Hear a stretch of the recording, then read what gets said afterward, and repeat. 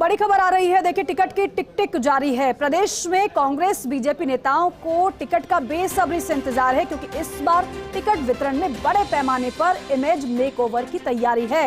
इस बार high command multiple सर्वे के आधार पर वितरित करेगा टिकट। इसके लिए लगातार माथापच्ची भी चल रही है। और आपको बताएं कि दोनों ही पार्टियों के लिए विजिबिलिटी ही एकमात्र मापदंड है। ऐसे में इस बार कई चौंकाने वाले नाम दिख सकते हैं लिस्ट में, तो वहीं कई बड़े नाम हो सकते हैं लिस्ट से बाहर। लेकिन टिकट कटने वाले नेताओं से तालमेल बिठाना बड़ी चुनौती होगी, क्योंकि ऐसे नेता टिकट कटने पर तलाश सकते हैं दूसरे पार्टी में एंट्री और टिकट की राह। तो देखिए, टिकट की टिक टिक शुरू हो चुकी है।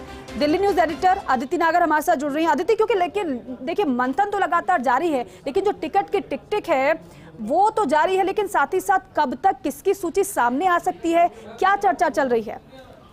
देखिए, सीधे तौर पर समझना होगा कि जाहिर तौर पर टिकट को लेकर दोनों ही पार्टियों में एक्सरसाइज चरम पर है। कुछ भी फाइनल नहीं है, लेकिन फिर भी दोनों ही पार्टियों में एक चीज की होड़ है कि कौन पहले अपने पत्ते खोलता है, शुरुआती पत्ते। पर क्योंकि कंसेंसस कहीं बना ही नहीं है, तो ऐसे में दोनों ही पार्टियों में अभी चर्चाएं चल रही हैं। लेकिन भारतीय जनता पार्टी की रणनीति में बड़ा बदलाव है। 2018 में क्या हुआ था उसको समझ लेते हैं। 2018 में पहले प्रदेश की टीम साथ में बैठकर टिकटों पर, प्रत्याशियों पर, पैनल पर चर्चा करती थी। पैनल तैयार करते थे, आपसी बातें होती थी, आपसी फीडबैक लिए जाते थे। कई बार खींचतान होती थी। जब पैनल तैयार होता था और जिन सीटों पर कंसेंसस नहीं बनती थी उसको लेकर दिल्ली लाया जाता था। फिर दिल्ली फाइनल कॉल लिया करता था। लेकिन लगभग जयपुर के जो राजस्थान के जो कोर ग्रुप के सदस्य होते थे वो एक पैनल तैयार करते थे और उस पर प्रकाश डालती थी दिल्ली। लेकिन अब हैं 2023 के चुनाव, जिसके बाद आएंगे 2024 के चुनाव। तो ऐसे में 2023 के चुनाव में टिकट वितरण की तरीका अलग हो चुका है। पूरी तरीके से दिल्ली ने इस टिकट वितरण को अपने अंडर रखा हुआ है। ऐसे में मल्टीपल सर्वेस के हिसाब से टिकट वितरण हो रहा है।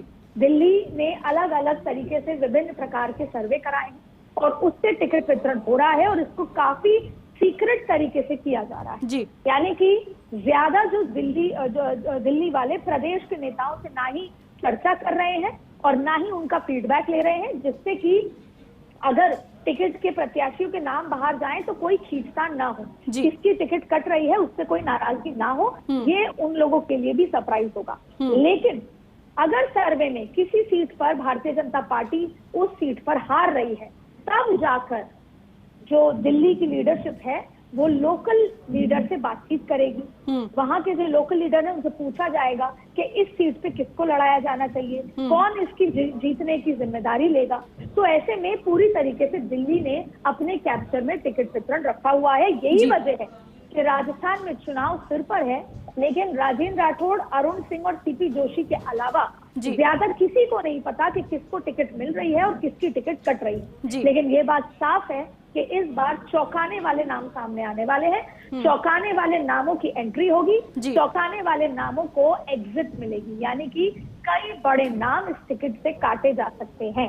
ऐसे में भारतीय जनता पार्टी छत्तीसगढ़, मध्य प्रदेश और राजस्थान तीनों में ही नए चेहरों को लाकर एक नई जो फिलॉसफी के साथ काम करना चाहती है। तो छत्तीसगढ़ में भी बड़े नाम कट सकते हैं और एकदम फ्रेश चेहरों को लाकर ये पुरानी सारी चीजों को, जो एंटी इनकम्बेंसी की चीजें हैं, उसे खत्म करना चाहती है। तो अब इस पॉलिसी पे काम हो रहा है। लेकिन लब्बो लुबाब बात ये है कि भारतीय जनता पार्टी का टिकट वितरण का सारा दारोमदार दिल्ली से चल रहा है, जो 2018 में प्रदेश के नेताओं से भी पूछ के किया जाता था। बिल्कुल ठीक है अदिति, आप बने रहिए हमारे साथ।